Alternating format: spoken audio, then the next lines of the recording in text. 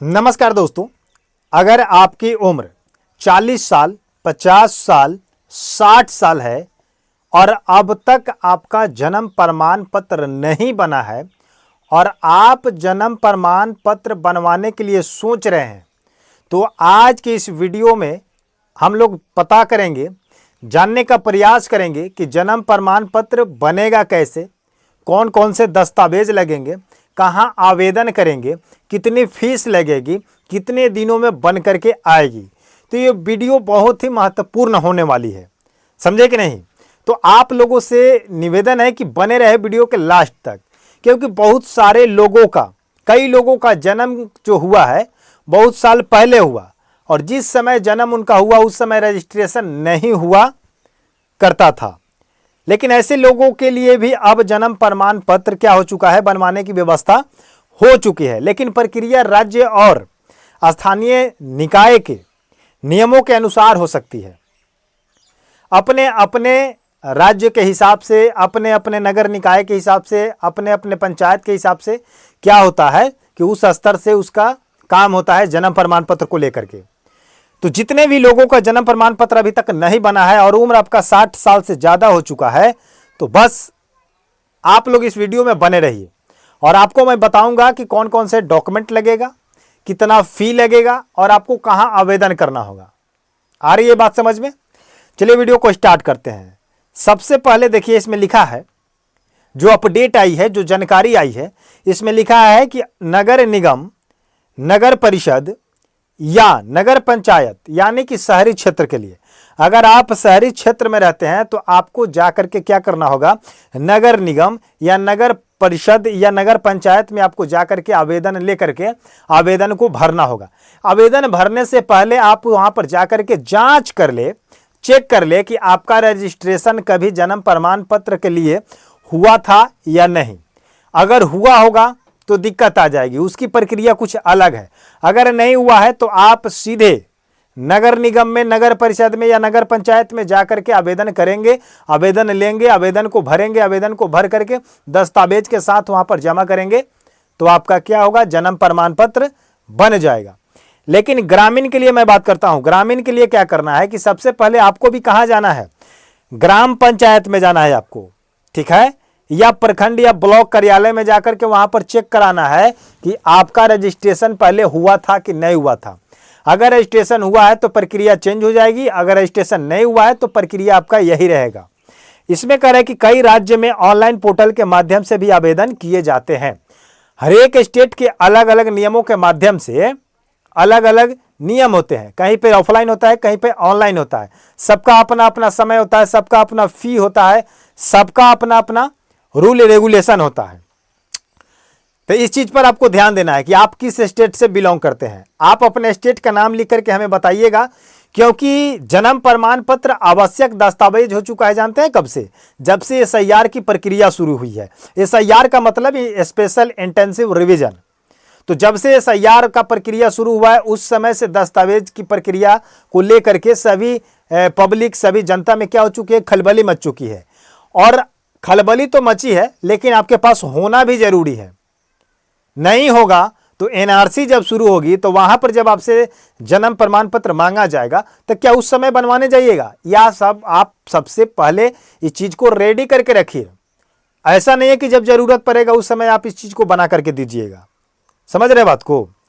अब बात करते हैं कि कौन कौन से डॉक्यूमेंट लगेगा। डॉक्यूमेंट पर थोड़ा सा ध्यान दीजिएगा कि आप कौन कौन से डॉक्यूमेंट लगा सकते हैं, कौन कौन से आपके पास उपलब्ध है।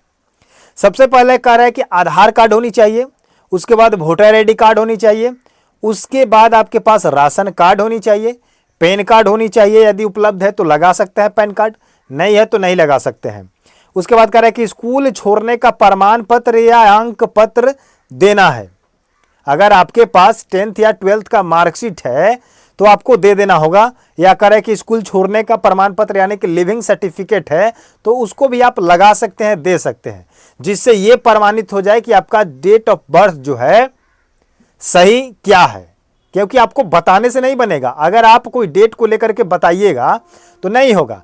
इसीलिए आधार कार्ड, वोटर आईडी कार्ड और स्कूल का सर्टिफिकेट मांगा जा रहा है कि स्कूल सर्टिफिकेट में वोटर आईडी कार्ड में और आधार कार्ड में तीनों का जन्म तिथि एक होगा, तब जाकर के आपका जन्म तिथि सही से बनेगा, यानी कि बर्थ सर्टिफिकेट बनेगा।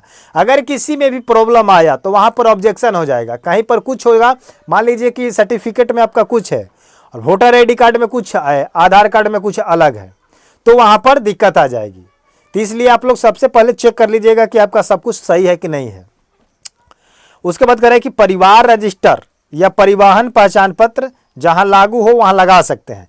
जिस स्टेट में अगर मांगा जाए पारिवारिक रजिस्टर या परिवार का पहचान अगर आपसे मांगा जाए तो आप लगा सकते हैं, नहीं मांगा जाता है तो नहीं लगाएंगे, इससे कोई दिक्कत परेशानी नहीं आएगी। कह रहे हैं कि माता पिता से अगर संबंधित उपलब्ध दस्तावेज यदि हो तो या मांगा जा रहा है तो आपको लगाना पड़ेगा। माता पिता का आधार कार्ड हो तो लगा सकते हैं या वोटर आईडी कार्ड हो तो भी लगा सकते हैं। उसके बाद कह रहे हैं कि निवास प्रमाण पत्र होनी चाहिए। निवास प्रमाण पत्र अनिवार्यता है, ये उपलब्ध में नहीं है, एक्स्ट्रा में नहीं है, आपको एक लगाना ही पड़ेगा। उसके बाद कह रहे हैं कि पासपोर्ट साइज फोटो आपको लगेगा, तो फोटो तो हर एक के पास होता है, फोटो लगेगा ही लगेगा।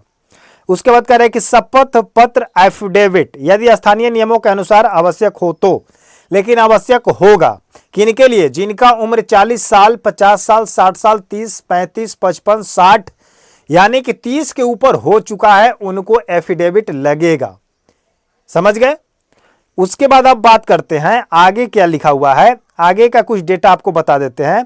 इसमें लिखा है कि यदि जन्म रिकॉर्ड उपलब्ध नहीं है, अगर आपके पास जन्म पत्री नहीं है, मान लीजिए कि कहीं हॉस्पिटल में या किसी कारण से कहीं पर किसी को मिलता है, उसका रिकॉर्ड नहीं है कि आपका जन्म कहाँ हुआ, तो इस चीज़ के संबंध में आप क्या कर सकते हैं?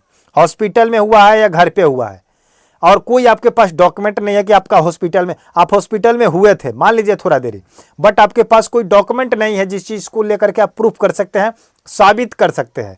तो इस चीज़ में कह रहा है कि अगर आपके पास उस संबंधित नहीं है जन्म एवं मृत्यु पंजीकरण, आधिकारिक अतिरिक्त दस्तावेज सत्यापन या अन्य कानूनी प्रक्रिया जैसे स्थानीय नियमों के अनुसार शपथ पत्र या सक्षम पर प्राधिकारिक आदेश मांग सकते हैं। यह प्रक्रिया राज्य के अनुसार अलग अलग हो सकते हैं। अगर आपके पास कोई डेटा नहीं है उपलब्ध जन्म को लेकर के, तो आप एफिडेविट लगा सकते हैं, शपथ पत्र लगा सकते हैं, वो भी अपने राज्य के हिसाब से जो आपका सक्षम आधिकारिक प्रस्ताव होगा एसडीएम से या डीएम से, जो जिसके सहारे आपसे मांगा जाए वो आपको एफिडेविट लगाना होगा या एसडीओ से लगाना होगा तो लगाना पड़ेगा। उसके बाद कह रहे हैं कि फ़ी की बात करें तो फ़ी का यहाँ पर लिमिट आपका नहीं है, आपके स्टेट के अनुसार, आपके राज्य के अनुसार अलग अलग फ़ी है। इसमें लिखा है कि निर्धारित सरकारी शुल्क राज्य और स्थानीय निकाय के अनुसार अलग अलग हो सकता है। यदि आवेदन बहुत वर्षों के बाद किया जा रहा है तो अतिरिक्त प्रक्रिया या विलंब में संबंधित नियम लागू हो सकते हैं। यह तो विलंब शुल्क आपका लगेगा और स्टेट के जो नियम होंगे कि आपको इतना शुल्क देना होगा तो वहां पर शुल्क लगेगा। आ रही है बात समझ में? तो अगर आपको कोई भी परेशानी है जन्म तिथि को लेकर, जन्म प्रमाण पत्र को लेकर कैसे बनेगा, ये इंट्रोडक्शन जो हम दिए हैं आपको, ये जो जानकारी दिए हैं, इसके विषय में अगर आपको कुछ कहना है तो आप हमारे कमेंट सेक्शन में आकर के जरूर कहिएगा। और जानकारी अच्छी लगी हो तो चैनल को सब्सक्राइब करके वीडियो को लाइक करके वीडियो को शेयर कर दीजिएगा। वीडियो को लाइक कीजिएगा तो हमें मोटिवेशन मिलेगा और सब्सक्राइब करके बेल आइकन को प्रेस कर लीजिएगा तो आपको आने वाले समय में प्रत्येक दिन जो जानकारी आती है वो जानकारी आपको प्राप्त होती रहेगी। धन्यवाद।